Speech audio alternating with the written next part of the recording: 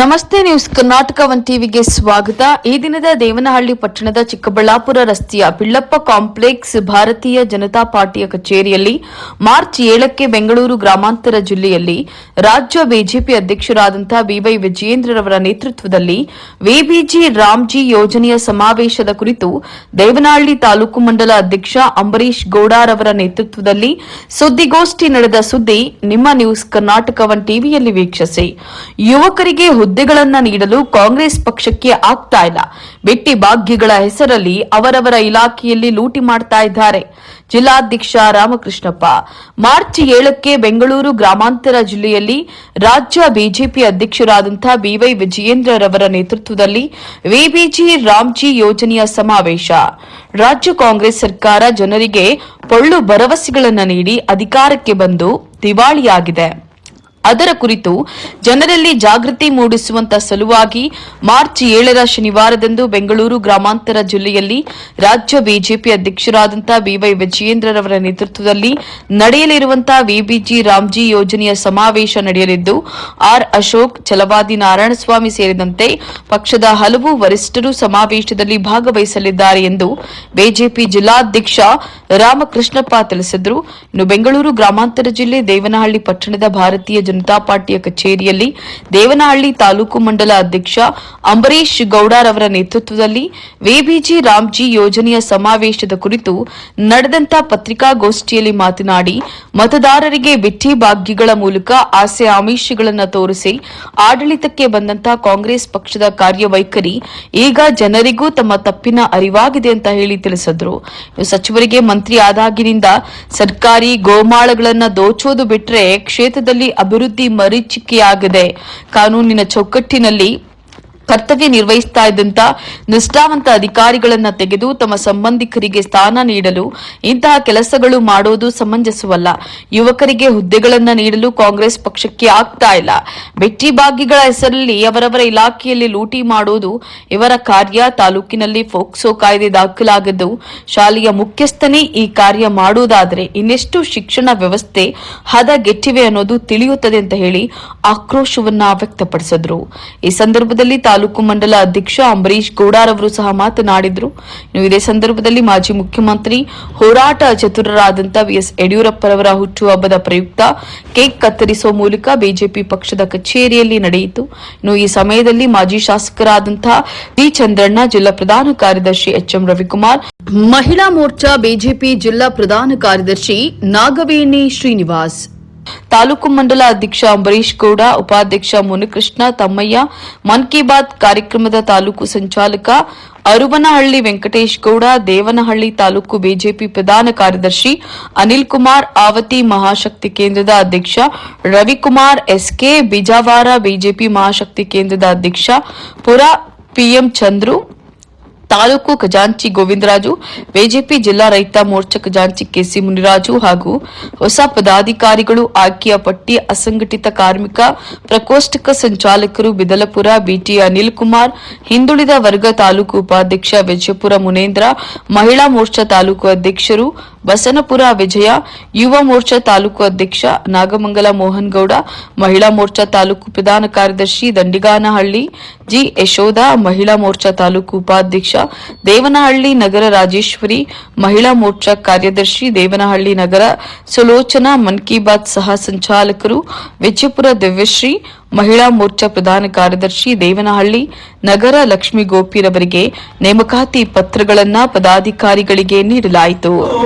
ಆ ಶಾಲೆಯ ಒಬ್ಬ ಮುಖ್ಯಸ್ಥನೇ ಇವತ್ತು ಹೆಣ್ಣುಮಕ್ಕಳ ಮೇಲೆ ಲೈಂಗಿಕ ಕಿರುಕುಳ ಕೊಡ್ತಾರಂದ್ರೆ ಈ ವಿದ್ಯಾಸಂಸ್ಥೆಗಳು ಯಾವ ಮಟ್ಟಕ್ಕೆ ಹೋಗಿದ್ದಾವೆ? ದಯವಿಟ್ಟು ಇವ್ರ ಬಗ್ಗೆ ಕೂಡಲೇ ತನಿಖೆ ಆಗಬೇಕು, ತಪ್ಪಿತಸ್ಥರಿಗೆ ಶಿಕ್ಷೆ ಆಗಬೇಕು ಅಂತ ಹೇಳಿ ಆ ಮುಖಾಂತರ ಆಗ್ತಾ ಪಡ್ತಾ ಇದ್ದೇವೆ. ಇಷ್ಟೆಲ್ಲ ಏನು ಆಸೆ ಎಲ್ಲ ತೋರಿಸಿ ಅಧಿಕಾರಕ್ಕೆ ಬಂದಂತ ಒಂದು ಅಮಲಿನಲ್ಲಿ ದೇವರಲ್ಲಿಂದ ಗೆದ್ದಂತ ಮುನಿಯಪ್ಪ ಅವರಿಗೆ ಆಹಾರ ಮತ್ತು ನಾಗರಿಕ ಸರಬರಾಜು ಇಲಾಖೆ ಕೊಡ್ತಾರೆ. ಅವರು ಮಂತ್ರಿ ಆದಾಗಿನಿಂದ ಇವತ್ತಿನವರೆಗೂ ಬರೀ ಬುಕ್ ಮಾಡೋದು, ಅದೇ ಒಂದು ಅದೇ ಇದನ್ನು ಈ ನಂಬರ್ ಅನ್ನು ಹುಡ್ಕೋದು, ಸರ್ಕಾರಿ ಗೋಮಾಳನ್ನು ಹುಡ್ಕೋದನ್ನು ಬಿಟ್ಟರೆ ಸಾರ್ವಜನಿಕವಾಗಿ ಯಾವುದೇ ಕೆಲಸ ಮಾಡಿಲ್ಲ.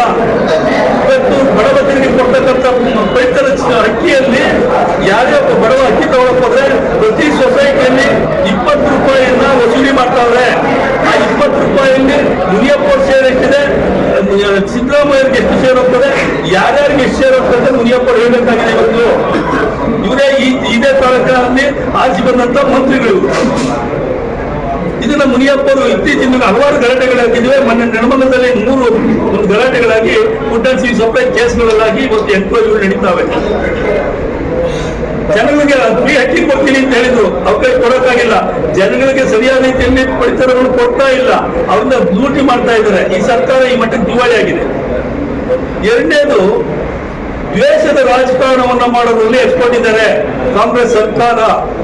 ಮೊನ್ನೆ ಕಾನೂನು ರೀತಿಯಾಗಿ ಯಾರು ಕೆಲಸ ಮಾಡ್ತಾರ ಅಂತ ಅಧಿಕಾರಿಗಳಿಗೆ ವರ್ಗಾವಣೆಯ ಒಂದು ಪನಿಷ್ಮೆಂಟ್ ಅವ್ರಿಗೆ ಕಾನೂನು ಚೌಕಟ್ಟು ಬಿಟ್ಟು ಕೆಲಸ ಮಾಡಬೇಕು. ಇವ್ರ ಮನೆ ಕೂಲಿ ಕಾರ್ಮಿಕರ ತರ ಕೆಲಸ ಮಾಡಬೇಕು ಅಂತ ಸರ್ಕಾರಿ ಅಧಿಕಾರಿಗಳು, ಜಿಲ್ಲಾಧಿಕಾರಿ ಆಗಿರ್ಬೋದು, ಪೊಲೀಸ್ ಅಧಿಕಾರಿಗಳು, SP ಆಗಿರ್ಬೋದು, ಇವ್ರು ಏಕನ್ನೇ ಮಾಡಬೇಕು. ಅದನ್ನ ಬಿಟ್ಟು ವರ್ಕ್ ಮಾಡಿದ್ರೆ ಅವರನ್ನ ಕಿರುಕುಳ ಕೊಡೋದು, ಅವರಿಗೆ ಏನೋ ನೇಣ ಹಾಕೊಂಡು ಸಾಯ್ಬೇಕು, ಈ ತರದ ಭಾಗ್ಯಗಳನ್ನ ಕೊಡ್ತಾ ಬಂದಿದ್ದಾರೆ. ಹಲವಾರು ಅಧಿಕಾರಿಗಳು ಇವ್ರ ಕಿರುಕುಳಕ್ಕೆ ಸತ್ತು ಸೂಸೈಡ್ ಮಾಡ್ಕೊಂಡಿದ್ದಾರೆ. ನಮ್ಮ ಕಣ್ಮುಂದೆ ನಿದರ್ಶನಗಳು ಸಾಕಷ್ಟಿದ್ದಾವೆ.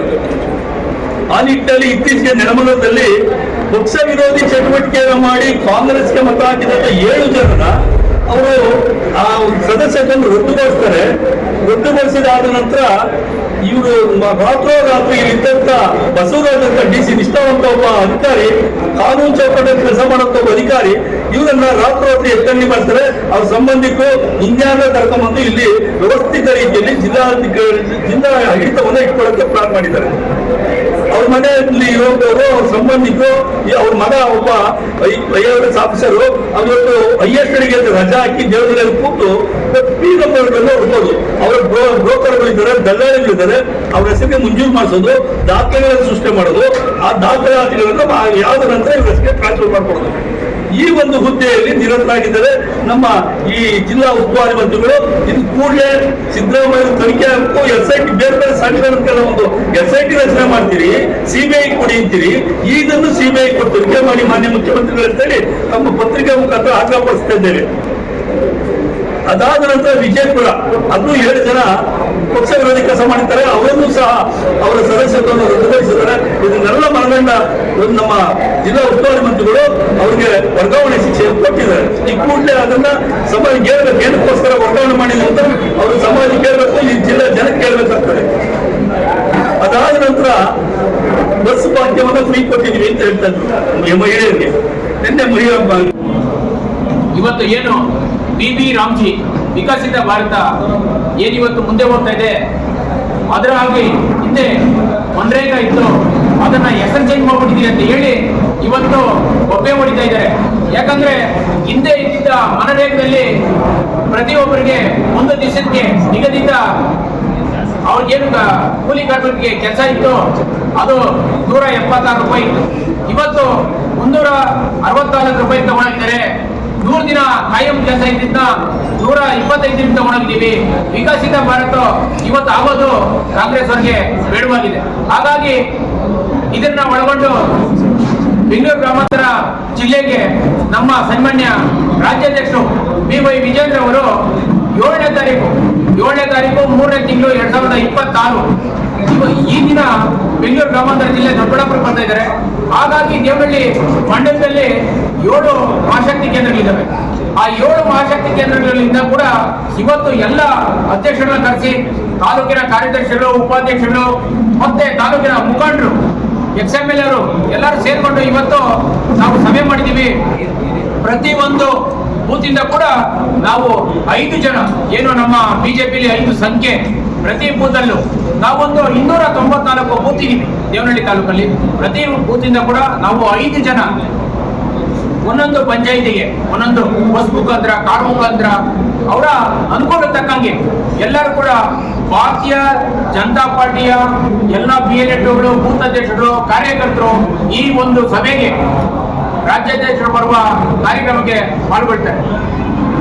ದೇವನಹಳ್ಳಿ ಮಂಡಲದಿಂದ ರಾಜ್ಯದಲ್ಲಿ ಹೋರಾಟಗಾರರು, ರೈತ ಪರ ಹೋರಾಟಗಾರರು ಸನ್ಮಾನ್ಯ ಯಡಿಯೂರಪ್ಪನವರು ಇವತ್ತು ನಾವು ಬರ್ತಡೇ ಮಾಡ್ತಾ ಇದೀವಿ ಅನ್ನೋದ ಅದು ಒಂದು ಹಬ್ಬ ಇವತ್ತು. ಯಾಕಂದ್ರೆ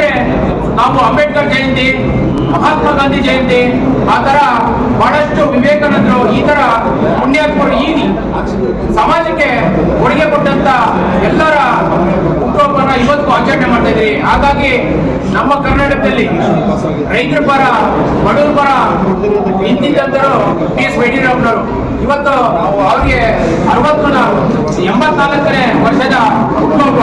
ಹಾಗಾಗಿ ಇವತ್ತು ಹಿರಿಯರೆಲ್ಲ ಸೇರಿ ಭಾರತೀಯ ಜನತಾ ಪಾರ್ಟಿ ಇವತ್ತು ಇಲ್ಲಿ ತನಕ ಬರೋದಕ್ಕೆ ಅವರು ಬಹಳಷ್ಟು ಶ್ರಮ ಇದೆ. ಹಾಗಾಗಿ ಭಾರತೀಯ ಜನತಾ ಪಾರ್ಟಿ ಮಾಜಿ ಸಿಎಂ ಆಗಿದ್ರು, ರಾಜ್ಯಾಧ್ಯಕ್ಷರಾಗಿದ್ರು, ಹಾಗಾಗಿ ಬಹಳ ಕೆಲಸ ಮಾಡಿದ್ದಾರೆ. ಹಾಗಾಗಿ ಇವತ್ತು ಭಾರತೀಯ ಜನತಾ ಪಾರ್ಟಿಯಿಂದ ಇವತ್ತು ಅವರ ಹುಟ್ಟುಹಬ್ಬನ ಕೂಡ ಭಾರತೀಯ ಜನತಾ ಪಾರ್ಟಿ ದೇವನಹಳ್ಳಿಯಲ್ಲಿ ಕೂಡ ಆಚರಣೆ ಮಾಡಿ ಎಲ್ಲ ಶುಭ ಕೋರಿದ್ದೀವಿ. ನ್ಯೂಸ್ ಕರ್ನಾಟಕ 1 ಟಿವಿ ಸಂಪಾದಕರು, ಬೆಂಗಳೂರು ಗ್ರಾಮಾಂತರ ಜಿಲ್ಲಾ ವರದಿ ಸೀತಾರಾಮ್.